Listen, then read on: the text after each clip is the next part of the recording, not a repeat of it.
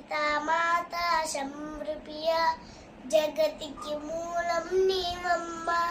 శ్రీ భువనేశ్వరి అవతారం జగమంతటికి ఆధారం హేరంబునికి మాతవుగా హరిహరాదులు సేవింప చండుని ముండుని సంహారం చాముండేశ్వరి అవతారం పద్మరేకుల కాంతులతో బాలా త్రిపుల సుందరిగా హంసవాహన రూపిణిగా వేదమాతవై వచ్చితివి శ్వేత వస్త్రం ధరించి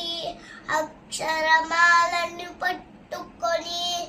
భక్తి మార్గం చూపితివి జ్ఞాన జ్యోతిని నింపితివి